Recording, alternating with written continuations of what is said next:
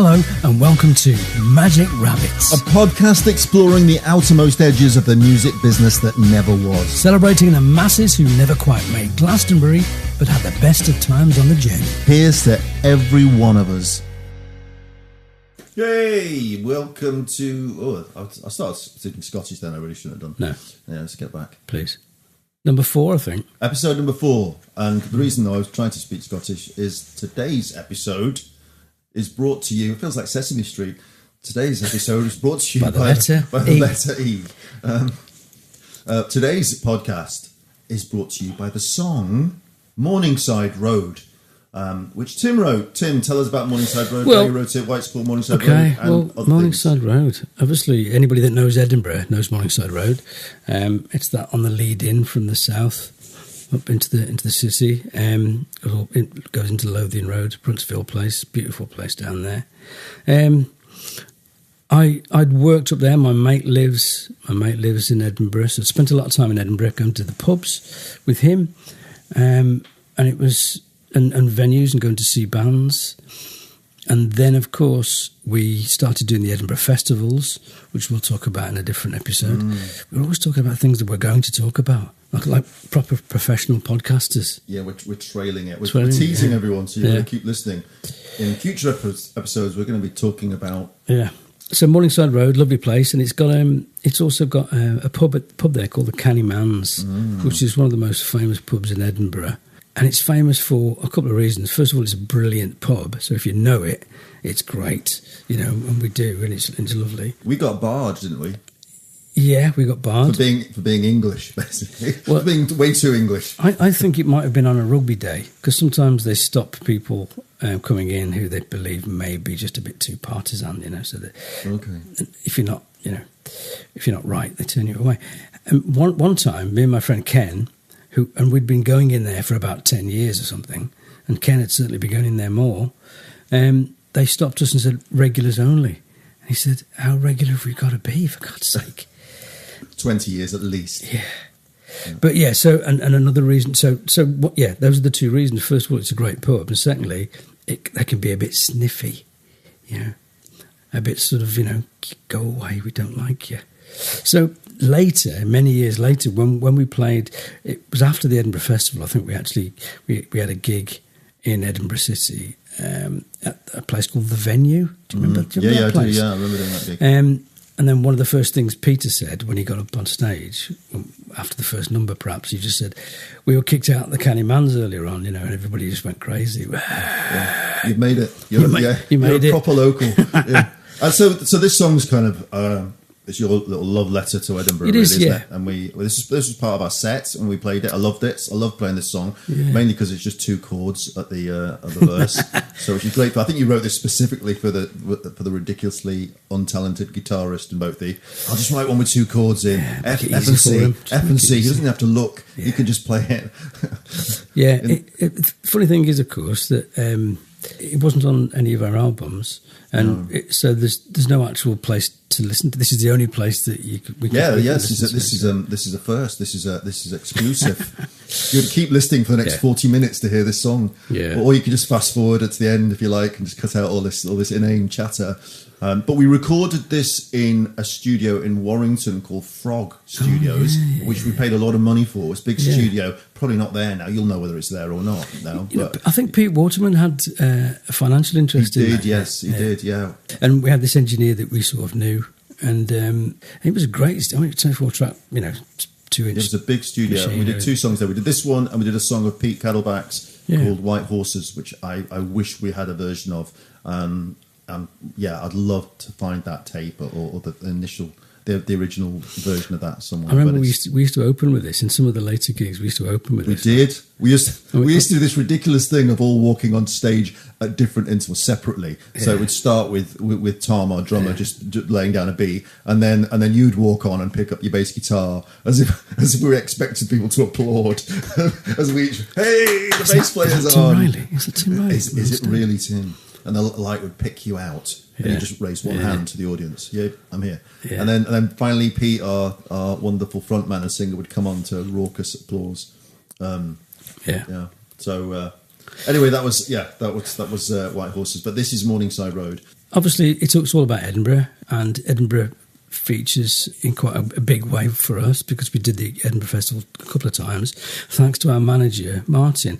Now, what we'd like to do in this episode, actually, is to talk about management and how how management can change your fortunes from one day to the next. You know, you can be just completely going along fine, you're playing your little gig somewhere, and then somebody can just step in and just say, I think I can help you. Now, that's going to resonate with lots of people who are listening to this that had a similar sort of background to us in bands, you know. Yeah, it was the idea of having a sort of Svengali character that stands slightly outside of the creative process, but comments on it and critiques it and helps it. You really need that.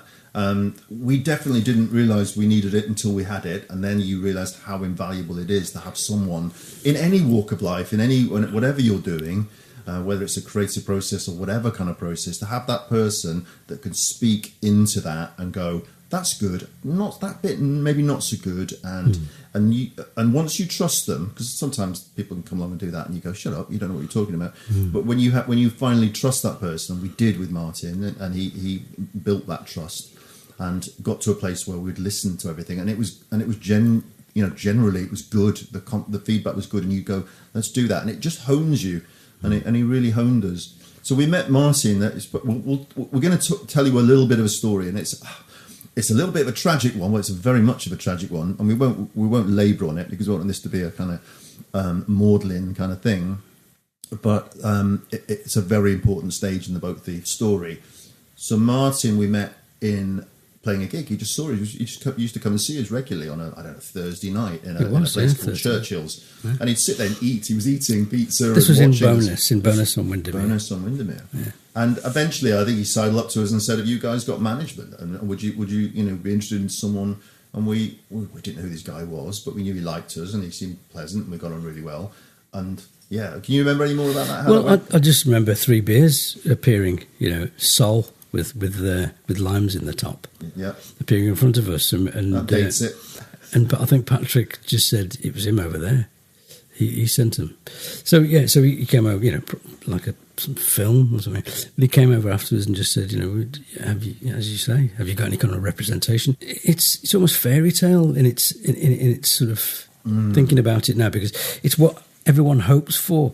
If you're a young band and you're playing in places, especially if you're an original band, of course, you're not just doing it to entertain people. You're doing it in the vain hope that somebody at some point is going to see you and say, "I think I might be able to help you." You know.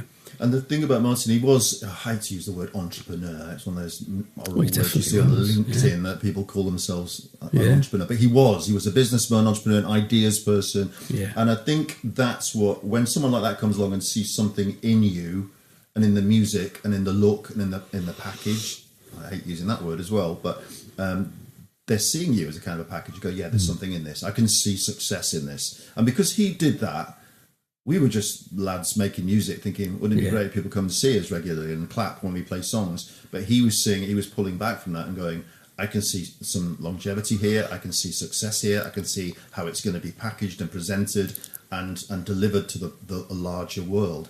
And because someone was doing that for the first time, we were like, really? Well, that's great. Yeah, I think also he could see everything that there wasn't there as well. That's really important to think when you've got somebody who's looking at you, because they can just blow smoke up your arse by saying how good you are, or they can say you're good, but I'll tell you what else I think you need. Yeah, and clothes, some nice clothes, like please put some clothes on. Lapin magique. Even at an early stage, you know, somebody being critical in any way of what you're doing, you're always suspicious of. Yeah. But for some reason with him, we were very quick to sort of embrace him and just as one of us, you know, and to be that sort of external force. Well, he was a lovely, lovely guy, and he had this amazing ability to kind of befriend each one of us in kind of a unique way, where we all kind of think, oh, he likes me better than you. Yeah, we're all his favourite. But not in a manipulative way. He just was really friendly with all of us and would come and listen to each one of us in our own homes, and listen to our own songs we'd written and go, yeah, I like that one. That's good. That's got potential. Not so sure about that one. Just get rid of that one. And it was good having a filter, because otherwise you have none. You just bring like 20 songs to the band. And it's good if you're just bringing one that a few people have gone, yeah, it's that one. That's good. That's got something. He always said that I was his favourite. Yeah. And he didn't like you. Yeah, okay. Whatever. So whatevs. Yeah, but he's such a lovely fella, such a lovely, lovely, genuine man, and also not just with us, of course, but with he represented us, and so everybody that he ever spoke to, whether it be producers, DJs, promoters, agents, whoever it might have been, venue owners, he was always a wonderful character with them, and they would always say, that it was a pleasure dealing with him. Yeah. So he got his gigs, he got us playing in London regularly, got us play, his idea to go and play the Edinburgh Festival and play like every night and every afternoon for a couple of weeks at the Edinburgh Festival, promoting us in the festival guide. And he put all that, and he really kind of took us to that next level of just playing in local pubs and things. And we were playing all around the country in fairly decent venues, and he just could blag his way in on our behalf. And then I guess we have to probably fast forward and say what happened, which is really why Boat Thief was no more. Because I think we talked earlier, we talked about those sliding door moments that where things can change, turn on a sixpence, and what happened to Martin and what happened in our story was very much that. We were talking earlier saying if Martin had continued to be our manager, we feel like that would have been the difference. We would have got some. We were on use the word cusp. We were on the cusp of something, and we were getting record company interest. He was going around touting our work and our demos around, and we really felt it was a matter of time. We just were nearly there, playing London regularly, supporting people, and it was going great. Getting on the radio, and then something happened. Yeah, let's talk about the thing that happened.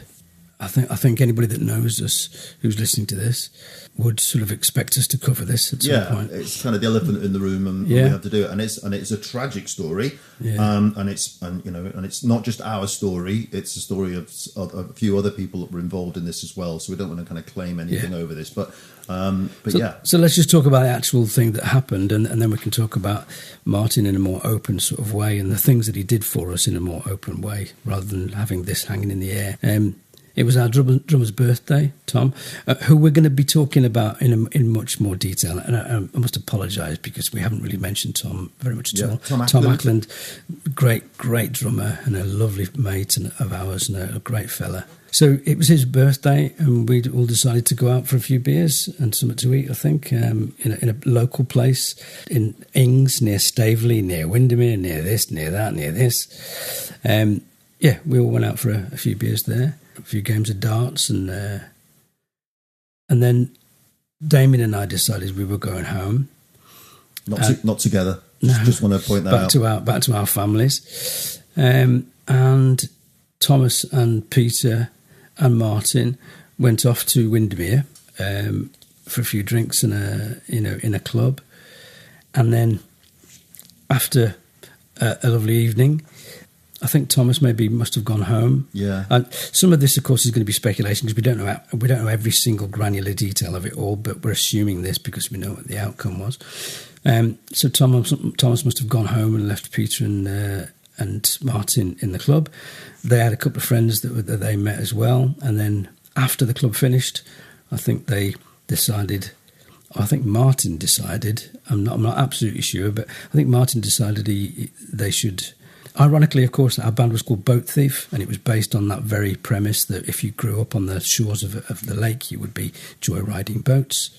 And basically, that's what they did. They jumped in a boat and went out into the lake. And it was, bearing in mind, this was in the early hours of the morning, February, Lake Windermere. People die in the summer in lakes because 2 inches under the water, it becomes so cold that it will stop you functioning properly. Anyway, Yeah, they went out. They went out on the lake and got into trouble. I think there was a leak in the boat, and all of them, capsized. And there was long and short of it. Martin tragically died. He drowned. The others made it just about. Pete was very poorly in hospital for a while with hypothermia, our singer, and thankfully made it. But unfortunately, Martin didn't, and that was tragically the end of his life. And we tried to carry on. Obviously, it affected us deeply. Tim and I, he was missing. It was pronounced missing, but everyone pretty much knew what had happened. I think we went down to the lake early hours of the following morning to just in vain kind of think we might see him somewhere staggering around. But we were there to see them bring the police boat, bringing his body out of the water. So that would just hit us. That just obviously just hit us like a ton of bricks. We tried in vain to keep the band going. You left the band first. It was too much for you. For me, it didn't seem right to carry on without him because of the momentum that he'd built up for us. He'd built up this fantastic momentum. All of our gigs were in London. We'd been, we'd done a live session for Johnny Walker at the BBC in Broadcasting House. We were playing at one of the greatest venues in London. And everything seemed to be, Steve Wright had played our stuff on his show. Everything seemed to be on the cusp, and it was ready. Without him. You left. The other three of us, so Tom, myself, and Pete, we thought, let's just see if we can keep going. We were so, thinking this is all we can do. This is what we do. And we tried. I think we auditioned one or two bass players, and it took only a few weeks to realise we can't do this. We haven't got the heart. We can't replace Tim. We can't replace Tim. So we packed it in, and reluctantly and sadly, but I think we just knew that we'd probably never find anyone like Martin, and there will be never anyone like Martin for us. And like you said, it's really fascinating when you look at those moments, think, what would we have been? I mean, we can speculate, and obviously we can think that we were going to be, do all right, and get much, a lot of kind of interest in us and propel ourselves into some kind of success, whatever that means. But we look back now, and this is an interesting question. It's maybe one for a future podcast as well. Go, okay, what is success? I think now we both go, we were successful. That's it, yeah. We were successful. Now, we didn't have a top 10 album. We didn't appear on Top of the Pops, if anyone can remember what that was. We didn't, we didn't play Madison Square Gardens or any of these things that people might consider benchmarks. We didn't do Glastonbury, which we used for our intro, the bands that never played Glastonbury. I'm not sure I'd ever want to play Glastonbury. We had all the best stuff. We had all the best stuff. And I think we use this a lot. Obviously, we're two fairly old men now, and we sit and reminisce, mumbling over pints in the darkened corners of pubs. And we will say this quite a lot, going, we kind of had the best of times. And that's not us trying to self-justify our journey. And we would still love to have had a go. Absolutely. At that top end. You kind of wonder, would we be any happier, or would we all have fallen out now? All gone through like 5 different relationships. You do hear this quite a lot from artists that have went through our part of the journey, and then the next part of the journey as well, which was the worldwide success of it all. And they always say, without doubt, that their most enjoyable time was before that, when they didn't have the pressure of somebody saying, right, you've done that album, now let's do another one, please. Magiczne króliki. I'm fascinated by this. I think I'm always going to keep saying I'm fascinated by this. That's my kind of opening gambit for every sentence. But I am. There's so much about this industry that's interesting, and so much about the creative process that's interesting. And I think I mentioned recently I've been reading, I was going to say Sting then, it's not Sting, Bono, the other one word named rock star. And reminiscing over 40 years of being in a band. I don't know how long you two have been going, long time. And he talks more about his life in Dublin as a teenager, and then rehearsing with more excitement than I think he talks about meeting, Nelson Mandela and playing at Live Aid and all these big things. He's achieved an enormous amount of success in the normal sense of the word, but he talks more lovingly about those moments of just like we would say, you know, the moment we're talking about Edinburgh now, breaking down in our little bus, our van in the middle of Edinburgh because we've got this heap of a van that just kept breaking down, and heap of a van, but those are the moments, you know, and how we cope with that together, and how we end up laughing about that later, and you know, as opposed to being on some flash tour bus and everything's sort of taken care of. Obviously, all that would have been very nice, and we're not trying to make out that we're glad that didn't happen. Yeah. But we did have an incredible time, and so the idea of success, we've done stuff that I think again, don't sound like we're comparing our lives to anyone else, but you know, I'm so glad we've had those times. So there was such rich memories. Let's go back now then, and discuss stuff now that we know. Now that the clincher is out there in the open. You know, Martin didn't make it, so we can talk now about everything in a bit more. I mean, for example, one of the things when I said before about when you get somebody coming towards you saying that they want to perhaps handle your affairs, and they know what it is that you haven't got, that perhaps you need to have. There's no doubt that Martin knew everything we had got, you know, whatever that might be, the musical ability, the songs, the camaraderie between the three of us at the time. But he also knew that if we wanted to take that and then go to the next level, we probably had to broaden ourselves out a little bit and become like the other things that were, you know, successful at the time. Bands, you know, whether it be, I don't know, Hot House Flowers or Delamitri or whatever it might be. A sort of a ragtaggleness to them, but they also were, you know, more palatable to a wider audience. So we probably needed to up the stakes a little bit sonically. So we needed to have a drummer, because up until then, weirdly, we went on for a long time without a drummer. And as you said in a previous podcast, you know, we'd stamp our feet, and the bass would become a little bit more percussive, you know, just to make us a little bit more palatable once again to an audience. But yeah, but then we had to find a drummer, and we found Tom. And I don't know quite how we came across Tom. It was Pete that found Tom. Okay. Pete knew Tom through. So there's remember Lush. So of course, yeah. This is yeah.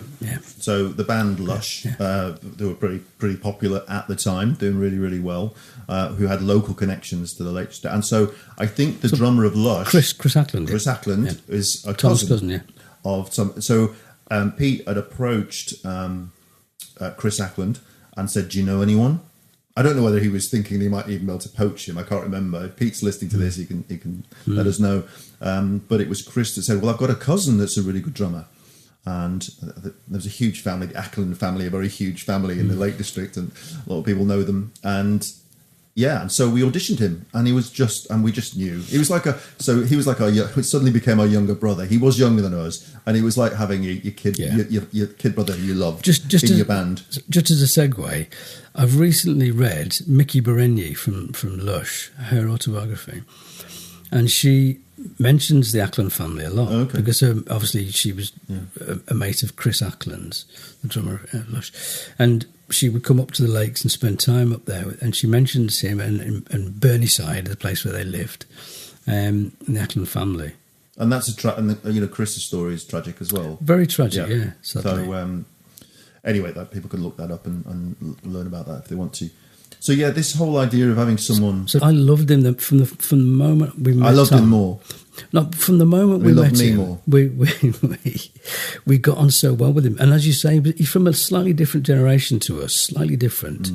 And I'm generally, when faced with people who are slightly younger, especially when you're in the entertainment industry, you can be threatened by that. But straight away, he was just outstanding, wasn't he? He was wonderful. And he also gave us an incredible place to rehearse. Not that was why he was in the band, let me just say that. But he just coincidentally his family had this beautiful watermill / kind of farm / workshop. miles away from anywhere, so we could, and with this loft area that we could lay all our gear out Just continually, yeah. so we didn't have to pack it up and take it away, and we could make as much noise as we wanted because no one could hear us for many miles. And it was great. We could just rock up there and just switch on. Everything was set up and just go. And we spent so much time in that loft. I still picture it as a lovely ambient kind of space to rehearse. You just had to remember to keep everything away from the goat, because the goat would eat everything. Yeah, would eat, and they had to continue have its stomach taken open and get things out of it, like guitars, band members. Yeah, we lost so many. We went through so many keyboard players in that era. What happens to them all? I don't believe in goats. Don't believe in goats. But yeah, it was a wonderful time. Yeah. To have a brilliant drummer who became straight away, part of us. So this idea of chemistry and what it's so important in the creative process, and we're always trying to kind of broaden this out, so it's not just about music, but the creative process, whatever you do, having those people that add that chemistry. So we had a younger drummer, slightly younger. He wasn't like we weren't in our 50s, and he was like 18 or anything. And Martin was slightly older. But they bring this chemistry, and you trust it, and suddenly this soup is much more interesting. It's kind of, it's more flavoursome, and we've got this there's something going on. It was just us creating our music. We needed those other things that come in and just change that chemistry and build this thing that became exciting. And it was, again, it's more than the sum of its parts. You start to see, this is better than I can make it. This is better than Tim can make it, or Pete can make it. Which suddenly more, it's growing, it's exciting, and it stops being just your vision. It becomes this joint vision. And without Martin, and without managers, and without people who you can trust, who can say, what do you really think of this? Even down to, it sounds stupid and a little bit formulaic, but he took us to Afflecks Palace in Manchester. Many people will know the very famous Afflecks Palace in Manchester. And he said, right, you've got a budget, guys, let's go and get a look, because you're all just turning up in your own clothes. Let's have a bit of a look. Choose your own clothes, but choose some ones that you're purposefully going, that's my stage attire. And he took us down to Afflecks Palace, and we all just had a day there, just going crazy. Going, what do you think to this, lads? Coming out of dressing rooms, almost love to have filmed that. Would have made some mad video, just edited it down to kind of us all coming out of dressing rooms. Yeah. And I got my ear pierced there. You mentioned the other day. You messaged me the other day, going, did you get your ear pierced at Afflecks Palace? No, my wife was just looking at some earrings she'd made, and it reminded me you got yours done in Afflecks that day in Afflecks Palace. That day in Afflecks Palace. And it was great. And that's when Afflecks Palace was Afflecks Palace. It was great. That's when it was this kind of punk artisan play. And now I don't think you've been there recently. I went there probably about 5 years ago, and it's all very corporate, and it just feels like shops now. And you're looking for the places that were like the stalls that were like they were when. There used to be a guy there that used to have cassettes, handwritten cassette, and they were all bootleg. Yeah. Stolen. I think we've got a Suede one. We've got the first Suede. I remember us listening to that. When Suede, even I think prior to their album, and they were the hottest thing, one of the hottest properties. When they were, it was incredible band. And before they were being touted by every record company as the next big thing. Yeah.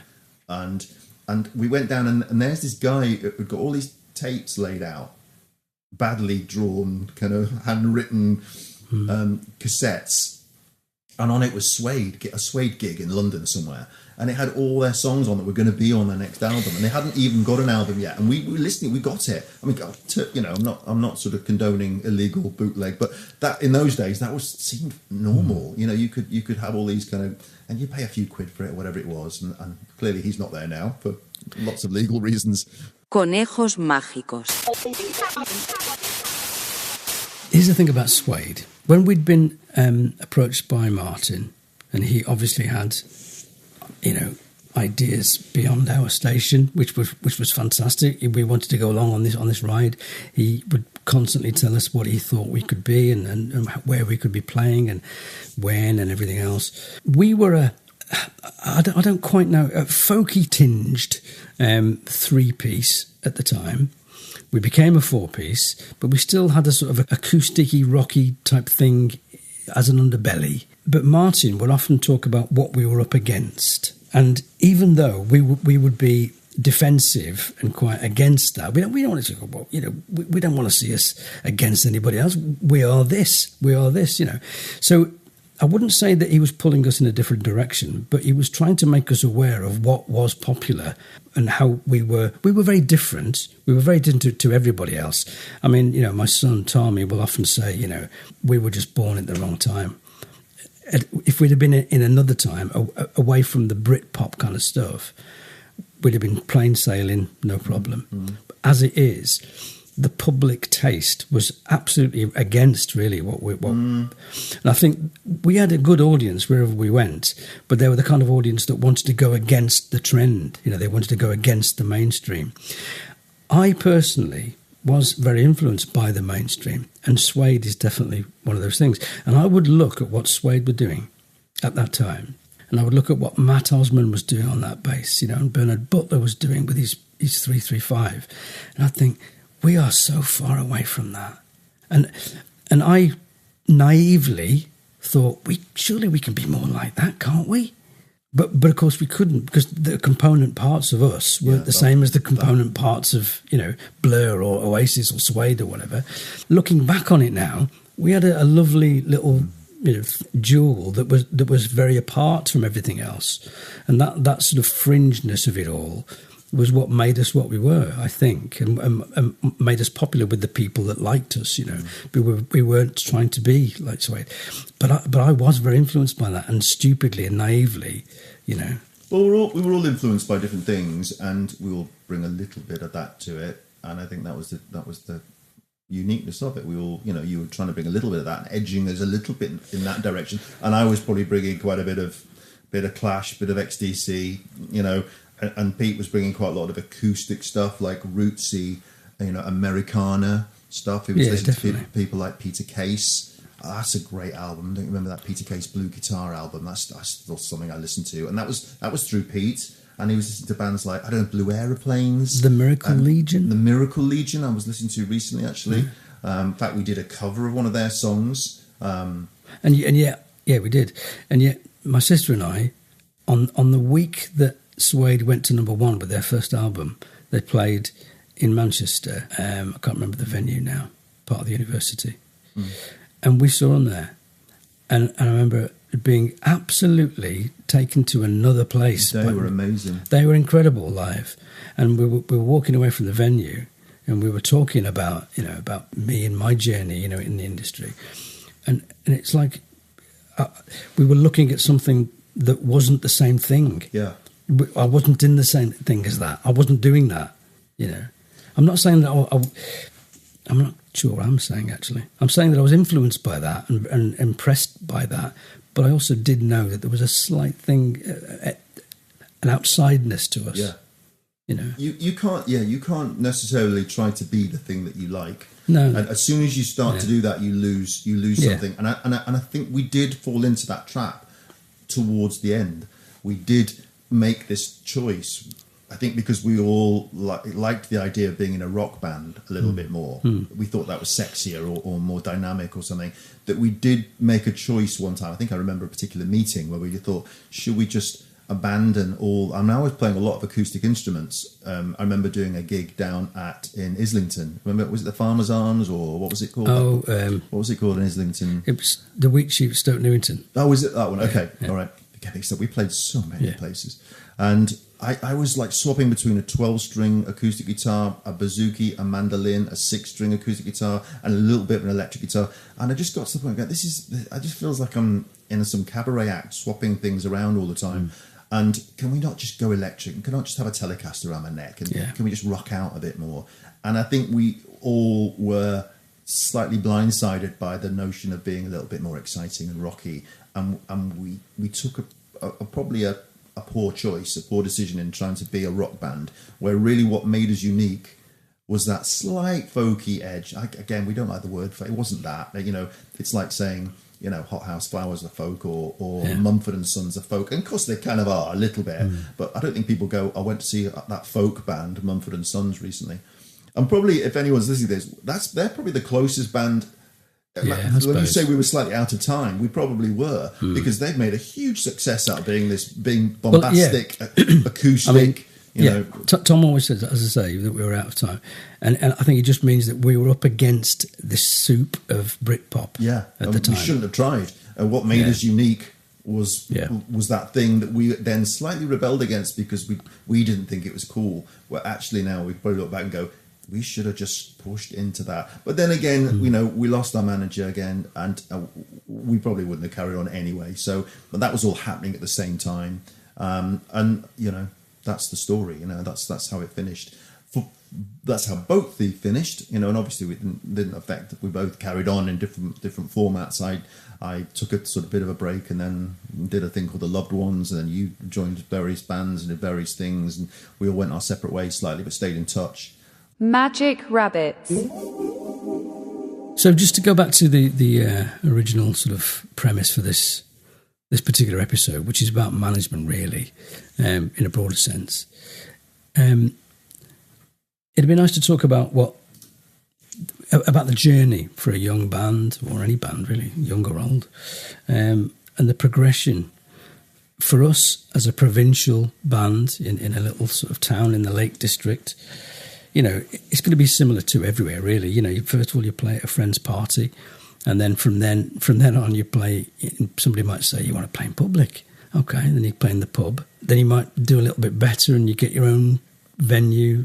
Gig in a venue local to you, and then there comes a time, as with us, when there's a real need to play to people that you don't know. Because quite often you're looking at your audience and you're thinking, oh, that's that bunch of people that are always here, which is lovely. It's always great to play to people you know, but it's even better, in a sense, when you're a young band that needs to progress, to play to people you don't know. And to do that, I mean, I think we went to, Carlisle first, probably. Yeah, the front page. The front page at Carlisle, which was a fantastic. I used to love playing there. I mean, people love playing there. People probably think Carlisle, what a weird, but it was honestly it was a subterranean, something like the Cavern or something. Yeah, and it just felt like you were in a real. And the posters on the wall, like Stranglers, the Jam, they all played there. It was like the place to play on the big circuit. Yeah. When bands used to do a big circuit around the UK and do all the universities and all the cool little sort of venues. That was one of them, and everyone played there. And we were on this little stage. Well, it wasn't a stage. But the corner of this place, and there's all these greats that you love, thinking they played here just a few years ago. But importantly, of course, you're looking out at a sea of people that you don't know. Totally which is alien audience. And that's what management does for you. They get you that belief you can step out of your little patch and play to these people and be popular in those places and then play another one and just suddenly start to build that confidence. It's like the mother bird encouraging her little fledglings to get out of the nest, pushing them out of the nest, get out. And it's terrifying, and it was terrifying playing some of those places, thinking they're going to hate us here because they don't know us. They're not our tribe. They're not from our area, so they're not going to be warm to us. They have that kind of, come on, impress us with your guitars and your drums. You come to our town, you better be good. And you get over that because you learn to compensate for that and go, yeah, we are good, and we're going to show you we're good, and we're going to really, impress you. And definitely when it comes to management, one of the misconceptions is that what you need a manager for is to get your gigs, and that is absolutely not the case. You can get your gigs yourself. You ring up somebody and say, give us a gig, It's about something else. Always about something else. It was confidence. It was having an external person saying you're great, but maybe not as great as you think you are in some areas. So that it focused you completely creatively to give you having that external person to go, yeah, you can do this, and this is how I'm going to help you do this. Not like you say, like I'm just going to book your gigs, lads. That's an agent that does that. A manager is bigger than that. A manager is almost a creative director, an artistic director that comes in and orchestrates you slightly. It doesn't mold you or change you. You're still creating the songs. They're not writing the songs. You're bringing the material. It's a filter. It's a conduit through which they can pin sharp focus your creativity, and you can just concentrate on what you're meant to do. Yeah, that's the thing. It is because you're trying to do too many things. You can just say, right, we're going to get in a rehearsal room, we're going to write some songs, and we're going to rehearse them. That's what we do, and then we'll play them live, and we'll focus completely on that, and someone else is taking care of business. Yeah. Okay, it's probably a good place for us to drift off on this one. Yeah. And we can go towards the track, the Morningside Road track. So I hope you like it anyway. Yeah, it's about our experiences in Edinburgh, my particular love of the city. So we'll play out with this one and we'll see you on the next one. See you next one. Oh, and but thanks so much for all your lovely comments. We get some amazing comments through, which we are just genuinely bowled over by. People are commenting over on Spotify or sending us direct messages saying, we're loving it, and can you play this song? Can you do that song? So we will get around to some of these songs that people are mentioning. So thank you so much. And see you next time.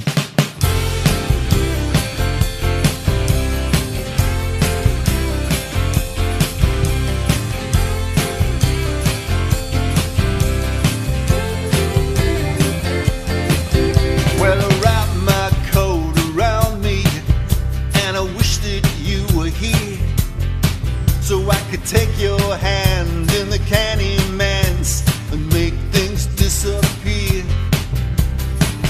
Come with me and share my load. I wanna walk with you down Morningside Road.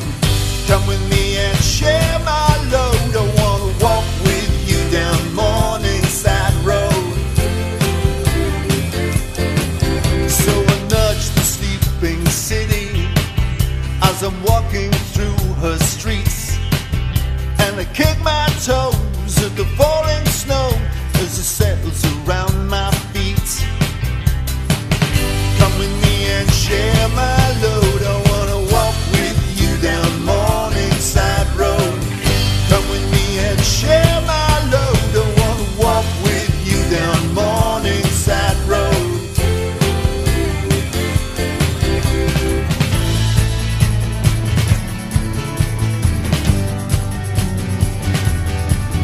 Well, I've always seen this place as my second home, and the city is my friend when I'm all alone.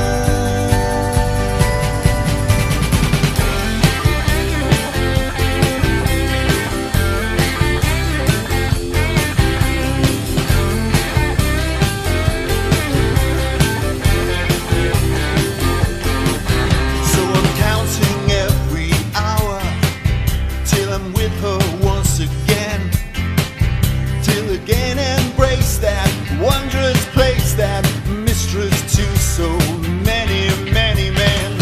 So come with me and share my load. I wanna walk with you down Morningside Road. Come with me and share my load. I wanna walk with you down Morningside Road. Come with me and share my load. I wanna walk with you down Morningside Road. Come with me and share my load. I wanna walk with you down Morningside Road. Walk with you down Morningside Road. Walk with you down Morningside Road.